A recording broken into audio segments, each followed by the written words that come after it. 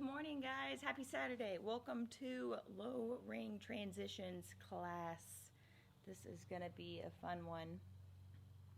And truly backyard setup. So as long as you guys have a pair of rings and something you can plant your feet on, you're going to be able to do all of these drills, which is a great thing because obviously rings are the most challenging event for so many new athletes, so many new gymnasts. And so when you have the ability to get a pair of low rings, practice at home, it is just going to significantly help you progress in the gym on this event so that you feel much more confident.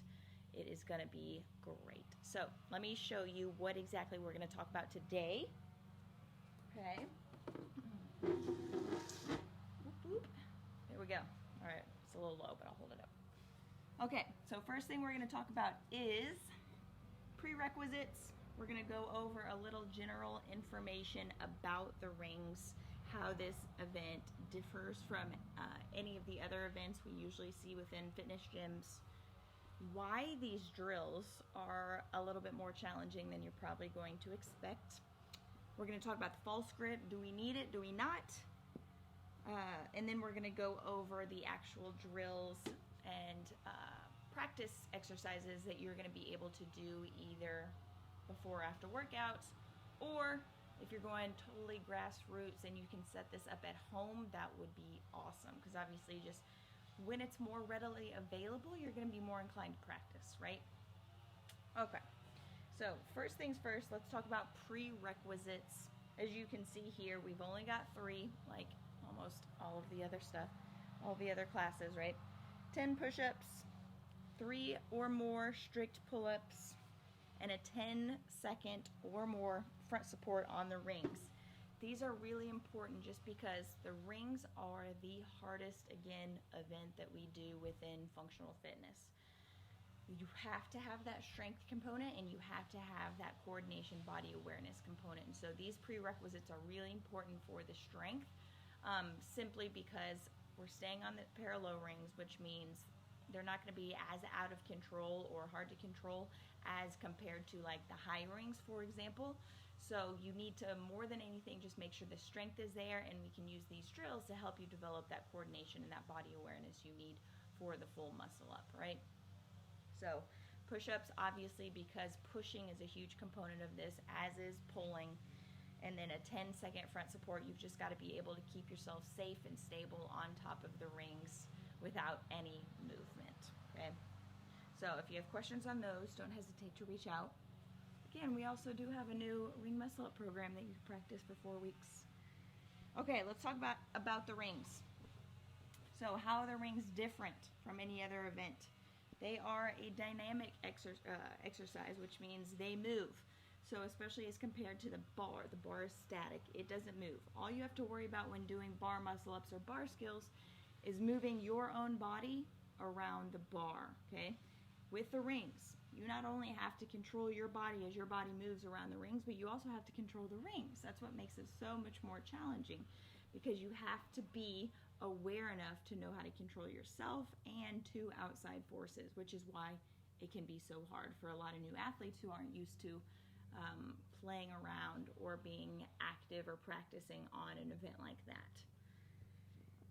So in order to keep you and the rings under control as much as possible, we got to talk about tension or tightness. So the tighter you keep your body, the more tension or tightness you're going to be able to transfer over to the rings to keep those rings under control. If you're loose and you're swinging all crazy and out of control and all over the place, you're going to transfer that wild movement to your ring straps and you're not going to be able to control them. So we first got to be able to simply keep our own body tight before we can expect to keep those 2 low rings tight. All right. And so one more note about that here, the tighter you are, the tighter your rings will be. And that rings so true, no pun intended, okay? We've got to make sure that you first know how to control yourself before you can expect yourself to know how to control these 2 swinging forces, all right? It takes a lot of coordination, a lot of awareness, a lot of strength. All right, let me get the next board.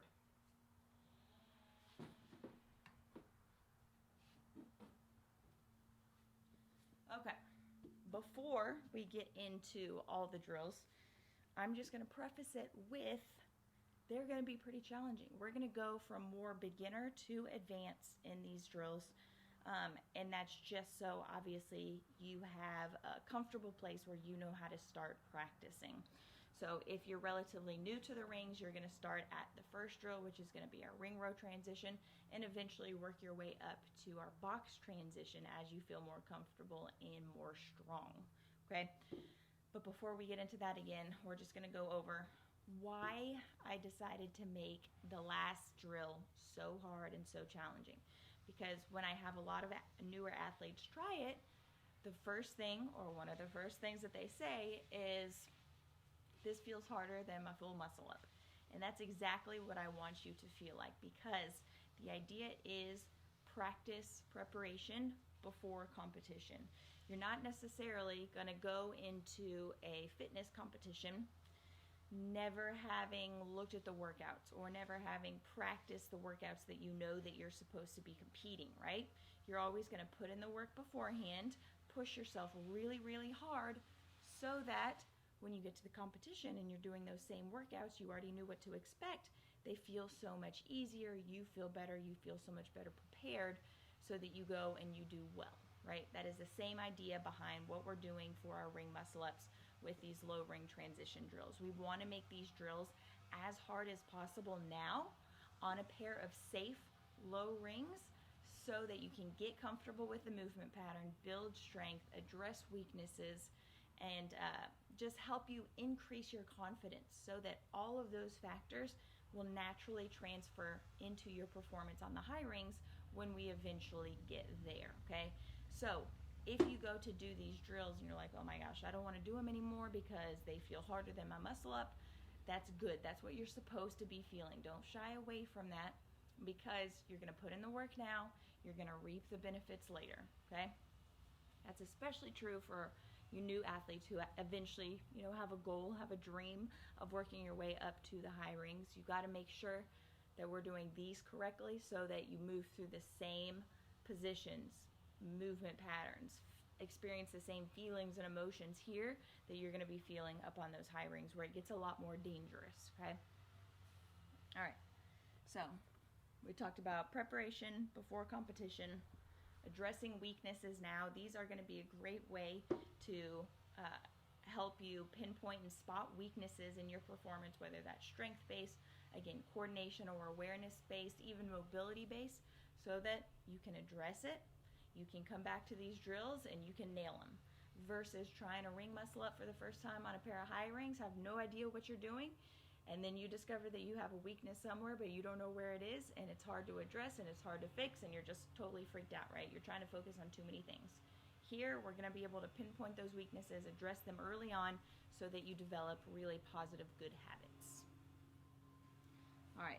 Low rings also going to help you stay safe and confident, obviously, because we're so close to the ground. A lot of new athletes especially just feel so much more comfortable when they're on a pair of low rings. And you want to think of it being hard now, easy later. So again, it's like preparation, practice before competition. We're making it hard on ourselves now with these drills so that our ring muscle ups later will be as easy and fun as possible. All right? Okie dokie. We're going to keep this train going. All right, let's talk about false grip. So, false grip. Do you need a false grip? Put this up real quick. Okay, false grip.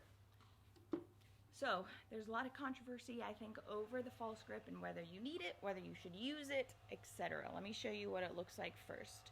You want to think of karate chopping your ring so that your wrist sits at the base of your ring right here, okay? Karate chop right in the middle, right on the bottom. From there, you're going to lay your whole palm on the ring and grab it. Now, can you see how my wrist is at this extreme angle, right? My wrist joint is really close and bent. My whole palm, almost my entire hand, is sitting on top of the ring in contact with the ring, and I've got this massive grip around the bottom of the ring. The false grip is great for things like strict muscle ups, where you have to have a false grip to be able to do them, because in the strict muscle up, obviously you're not using any kind of swing or power or momentum to your advantage. You're just moving your body up and down really rigidly. Now, when that's the case, you can't necessarily shift your hands, right? So the false grip puts us in a position to where, as you transition, you don't have to shift your hands. You don't have to move your hand around the ring at all. It's setting us up in that same position to where we can just lift ourselves over the top of the rings to transition, and we're already in the correct catch position here. Now, in saying that, do false grips make ring muscle up transitions easier? Absolutely they do, for the reasons we just talked about. It just sets you up in that natural position to easily catch without having to shift your hands over the rings. However, false grips are so incredibly hard to maintain. I am still very, very uncomfortable holding a false grip for long periods of time. It's hard for a lot of new athletes. It's hard for a lot of veteran athletes. And especially when you're doing things like a big set of kipping ring muscle ups, it is so hard to hold on to your false grip. It's not a matter of if you lose your false grip and fall out of it. It's a matter of when you will lose your false grip and fall out of it. And you're going to need to know how to shift your hands over the rings to be able to transition and keep moving and cycling through your muscle ups. Which means, knowing all that information, I don't usually let athletes, especially when you're first learning, use a false grip, because too many times it ends up becoming more of a mental crutch for the athlete, to where if they learn the muscle up transition or even their first muscle up with a false grip, they can't do a muscle up without it, right? They have to be in a false grip every time they do a transition, every time they do a muscle up, because they think that, okay, I don't have to shift my hands, I can do it this way. But as soon as they fall out of it, oh, your set's over, because they're too freaked out to be able to shift their hands over the top of the ring. So really, it may help you get your first one faster, but it's going to be a crutch down the road that's really going to limit your progress, and especially how many muscle ups you can connect in a row, right? So in saying that, again, I realize it'll make your muscle up transition easier at first, but if we just decide to be a little bit more patient, address the false grip now, teach yourself how to shift yourselves over the rings comfortably, confidently, you're going to be kind of nipping one of the hardest parts of the muscle up in the butt early on, so that you can grasp it, you can understand it, so that you have a much more successful journey down the road, versus, looking for that quick fix, that false grip that'll help you just do your first one, but then you're stuck because you don't know how to connect them, because you don't know either how to keep that false grip, or you don't know how to shift without a false grip, right? So in all of these drills today, I'm going to say and recommend, don't use a false grip. Use a neutral grip, even maybe a little bit of a hybrid grip, and really practice, reinforce shifting your hands over the ring, so that you, again, get comfortable with it now, so that you're comfortable with it on a pair of high rings when you get there eventually, okay? So false grips are good. They'll make it easier, but don't use them. Don't use them. Don't let yourself use them, okay? All right, now we are just moving right along. We are going to move into the drills. Stay right there.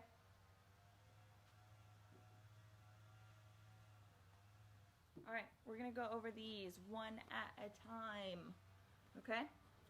So these are the 4 drills that you're going to be able to practice in your gym or at home if you have a pair of low rings again, okay? From beginner to advanced, working our way up in skill level. First one is going to be a ring row transition. So we're going to take the normal ring row, we're going to evolve it a little bit to add a transition, make this a good drill that you can practice for your muscle ups. The jumping transition. So we're going to include a little bit of power, a little bit of momentum from our legs, jump ourselves over the top of the rings, transition, catch ourselves just like muscle up again. Okay, and these last 2 are where they get a little bit more challenging. So the box hips to rings and the box transition. It's where we're going to start elevating our body a little bit in the air, with the goal of simulating that hips to rings portion of the muscle up as best as we possibly can. So obviously when we're doing a hips to ring part of the muscle up, our body is almost parallel to the ground, right? Well, the box is going to help us lift our legs off the ground just a little bit so that we can start to feel those same feelings that we go through and experience during the full hip string. So that again, we use these low ring drills to as closely mimic the full transition as closely as possible so that there is a direct skill transfer, right? And then after the box hip strings, we're just going to add a transition to that guy, transition over the top of the rings and make it like a full muscle up, okay? So let's go over the ring row transition first.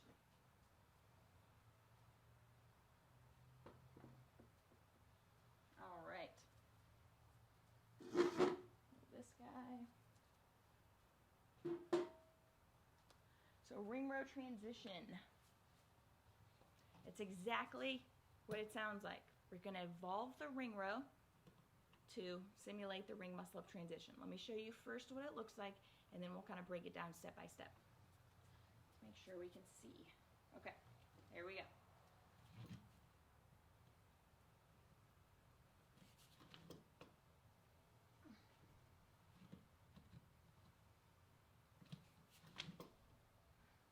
Okay, ring row transition, that is number 1. So as you can see, you maybe saw a few parts of the ring row in there, but we've changed it up a little bit, right? What we've done is, try to get more in there, started in that ring row position where my arms are fully straight, I'm leaned back and my body is nice and rigid. From here, this is where we kind of break that ring row position. I drop my hips and sink my arms, right? Here. Here. All right. So what that's doing is that's kind of mimicking, if we were on the high rings, that first toe tap that we do before we squeeze our butt for the hip strings. So that position where our shoulders are a little bit more passive, a little bit more relaxed, but still active, of course. Our hips are closed, and we've just tapped our toes up here. When our hip angle is closed, what we're doing is we're setting ourselves up for hip extension, for butt squeeze, right?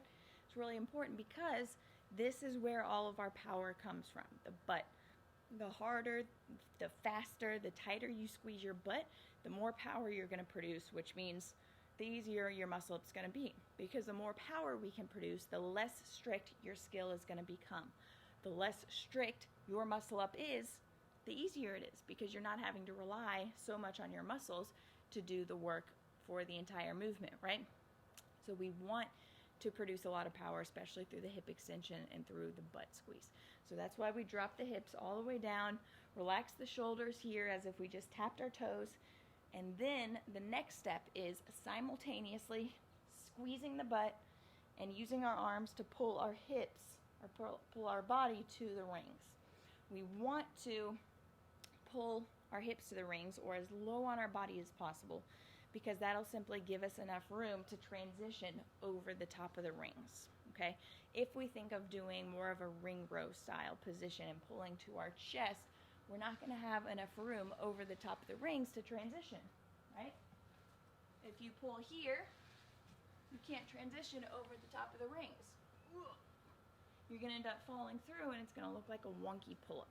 So right now we've got to train ourselves to pull our hips to the rings so that we simply have enough space above the rings to travel over the top, right? So we drop the hips, have the arms relaxed and straight, simultaneously squeeze the butt, pull our hips to the rings, and then guess what? Yes, it's time to transition. So you want to think of this as a really fast, really aggressive GHG sit-up. So we are going to use the core, sit up, pull the shoulders around the top of the rings, and then catch ourselves. Let me show you again.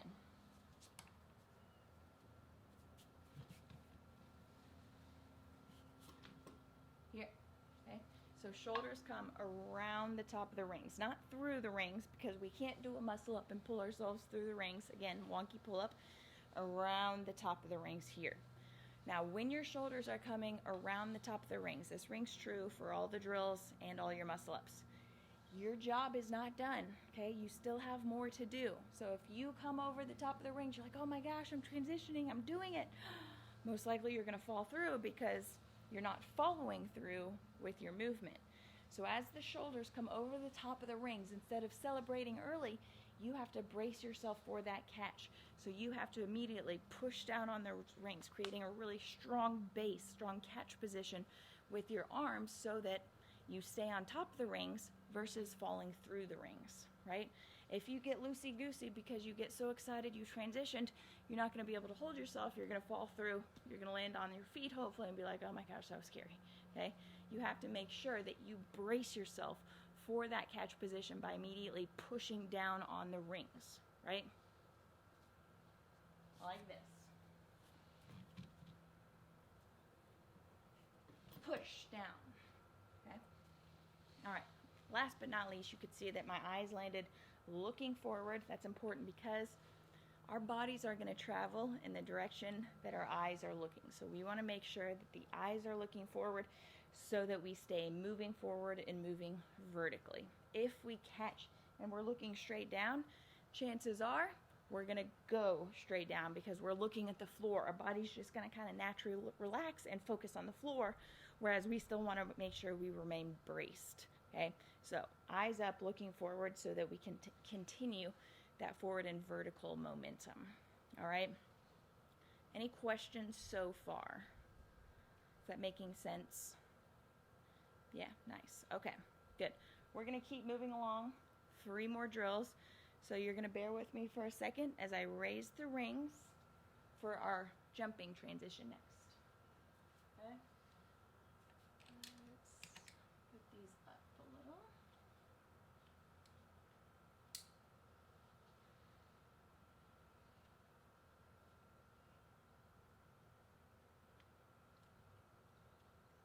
Not too high or I'm going to hit my head.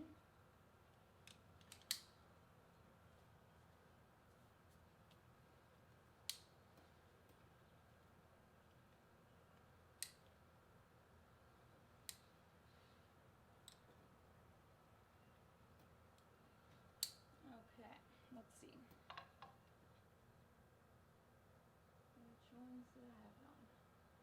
That one is a real question.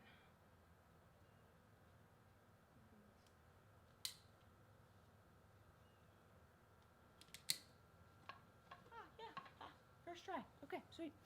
Okay, jumping transition. Drill number 2, especially in our ability level progression through these drills. It's because it's going to be very similar movement pattern to the ring row transition, obviously, right? Because they're all transitions. But we're going to add the legs back into the equation. So in the ring row, our feet are planted on the floor. All we're really focusing on is the hips and the upper body to transition. But now we're going to use the legs. We're going to include some power, some momentum, and jump through ourselves and through our positions so that we start to introduce ourselves to what it's like to have to control power as we're starting to land, catch ourselves, and move through this movement pattern on the rings. Okay, so let me show you what it looks like.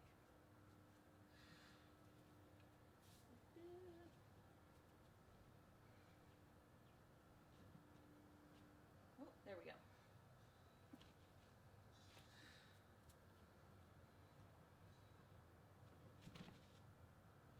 Okay. Oh. So what we're doing is we're starting below the rings, okay? And these setups, you're going to take them all with a grain of salt because you have to work with what you have. If I bring my rings any higher and I go to transition, I'm going to be too freaked out that I'm going to hit my head on the ceiling. Okay, nobody wants to do that, especially don't want to do that on a live stream. So in saying that, if you can raise your rings higher safely, do it, because I would like you to ideally be fully extended beneath the rings, kind of squatting on the floor like I was, so that you can get much more extension and jump through your legs, creating much more power. But the idea is to, again, start from beneath the rings, lean your shoulders back just a little bit, and as you jump, you want to think of opening up your hips, squeezing your butt to the rings before you fold over, okay?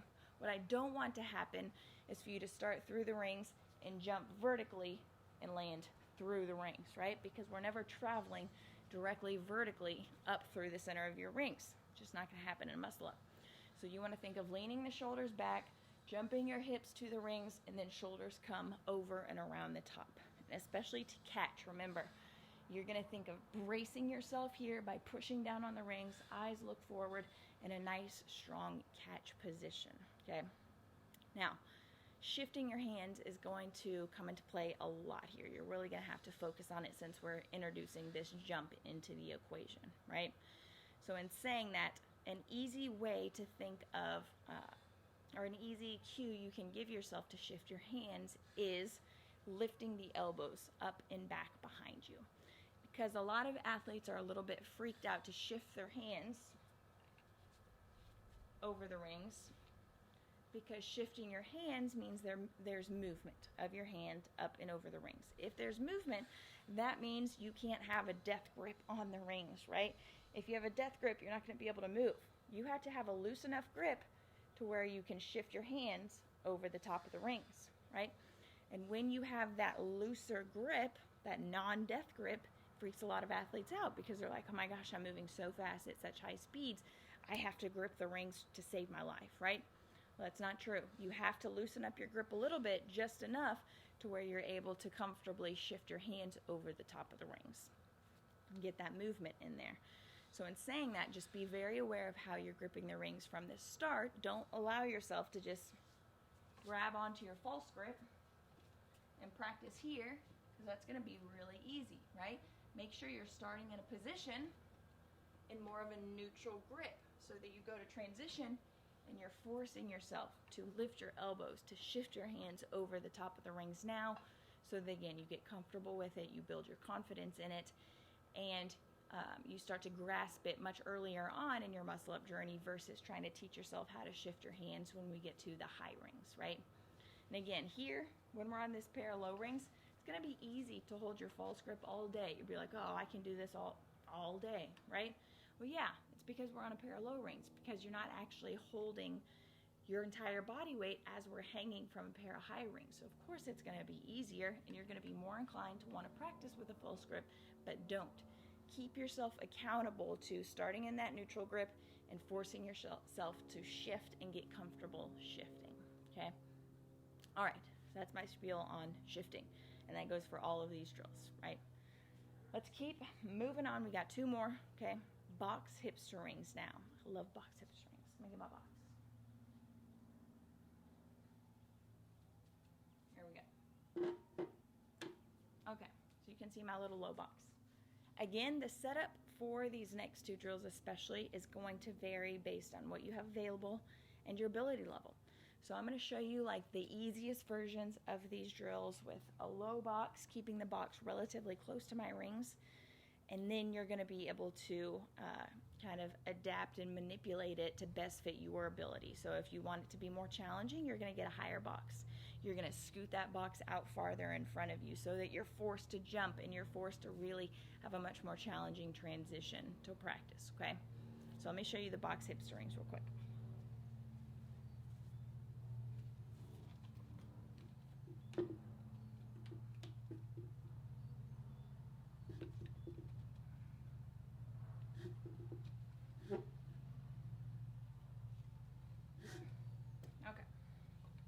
So as you saw, we're just building off of each other, right?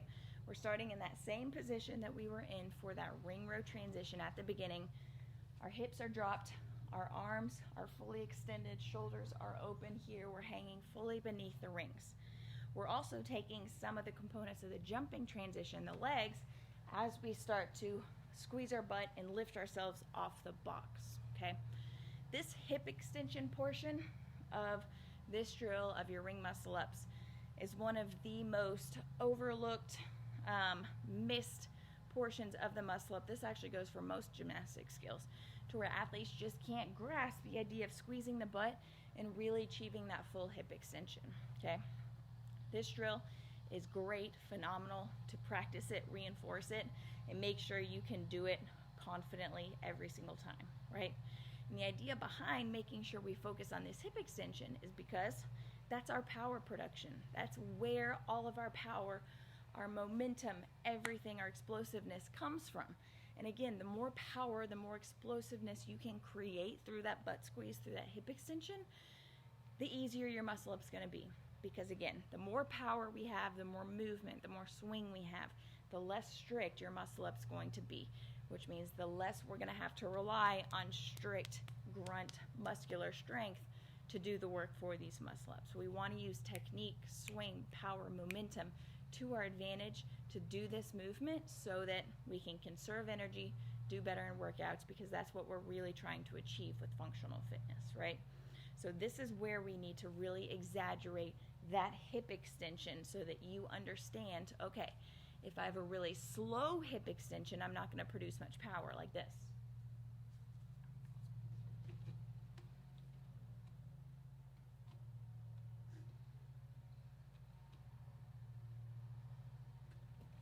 It's going to end up looking like a really weird, awkward, slow ring row, right? You have to make sure it starts with the butt squeeze. We've got to reach full extension, not cut it off. We've got to go full all the way up to the rings, using our arms, trying to be as explosive, as aggressive as we possibly can be, like this.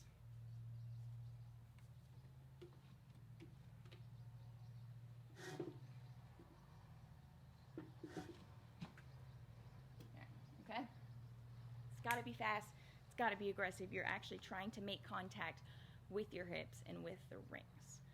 Now again, if you want to make this a little bit more challenging, use a taller box and push it out forward in front of you just a little bit so that you're really forced to use your legs more, use your butt, squeeze your butt, have your hip extension much more powerful so that you start to feel what it's like in that full RX'd ring muscle up, okay? All right, questions on the hip strings? You guys all good so far? Good. Last but not least, we're going to take that box hip strings, we're going to add a transition, and then we're going to call it a day, okay? So with the box hip strings, this is the drill I was alluding to that is the most challenging. When you make it as hard as possible, so again, with a taller box, pushing the box out in front of you just a few inches, right? This is going to as closely mimic the full ring muscle up, I swear, better than any other drill or progression you could practice, because we're using power. We're really reinforcing being explosive, using the hips. We're getting fully airborne before we go to transition, and then you're going to be forced to catch yourself after that transition without your feet on the box. All right, so let me show you first what it looks like, again, as if this were step one, the easiest progression for this drill, and then you can eventually make it harder and harder.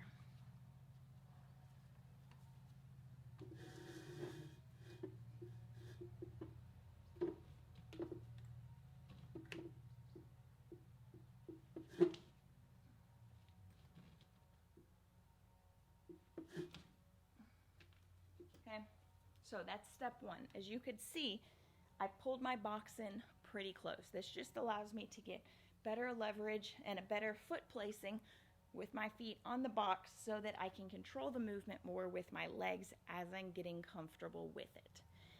As I feel more comfortable, like, okay, that setup is a little bit too easy, what I'm going to do is first I'm going to get a taller box, like here, okay, and I'm going to push it out.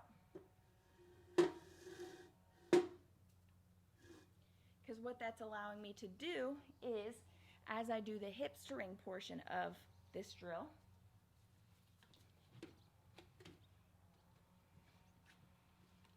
as you could see, it more closely mimics the actual muscle up, the actual hip strings that we do on a pair of high rings, okay? So it's a good idea to start smaller, start compact, where you can be more comfortable, more confident doing the movement, and then make it more challenging on yourself. So use a taller box, scoot the box out in front of you, really try to mimic those same hips to rings position, transition, catch positions that you do in the full muscle up, or if you haven't done your first muscle up, what you see high-level athletes doing in those full muscle ups, okay? Same points of performance apply here. We're going to start with our shoulders extended and open, our hips are dropped so that we can mimic that first toe tap, that first, as we lift our legs up in the air, preparing for that hip extension. Then it's a simultaneous squeeze of the butt, achieving hip extension, pull to our hips, and then transition. And as we transition, we lift the elbows up and back behind us to help us shift our hands, and then we immediately brace ourselves by pushing down on the rings, looking forward, and having that really strong catch position, okay? One more note about the catch position is you want to think of taking those rings and squeezing them into your body. Here, okay? You want to think of trying to create a shelf for your chest to land on here, okay? When you squeeze the rings into your body, creating a shelf for your chest to land on, you're going to feel much more in control and much more stable on top of the rings, right? Because we're putting so much tension on those straps, pulling them into our body as if we were just trying to mold them to our body. They're one of us, right?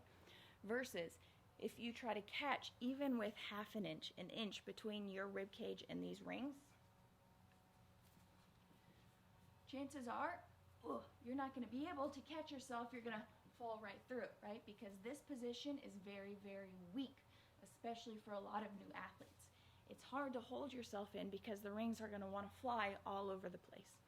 Plus, it just takes crazy upper body strength to be able to hold yourself in this front support where the rings are out away from your body. There's a lot of space. So you're going to come over the top of the rings. You're going to squeeze them into your body, creating a shelf for your chest to land on so that you can stabilize, catch yourself, and then push up into a full front support.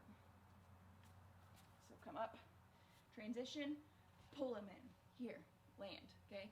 Pull them in really, really tight. And it's going to help you catch that transition so much easier and so much more confidently, all right? All right, there is your breakdown on a couple low ring transitions that you can use when practicing and training for your muscle up or to improve your muscle ups. Again, they went from beginner to advanced, so choose one that feels like it best fits your ability level where you are now.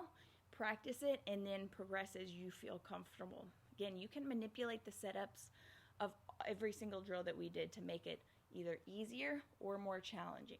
Just remember, a general rule of thumb is the more vertical you are and the closer you stay to the rings, the easier it is. So for example, like with that ring row transition, right?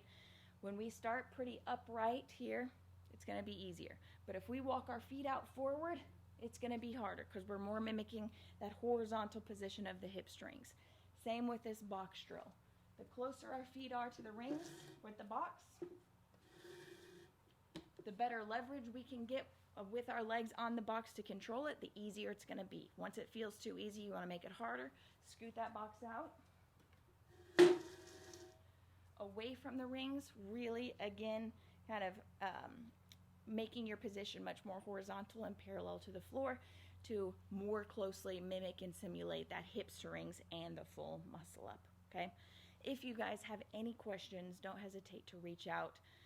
All the notes for this class are going to be posted to the member site today, so be on the lookout for those. I hope you guys all enjoy your Saturdays. Have a great weekend. Crush it next week. And just shout if you guys need anything. I will talk to you guys very, very soon.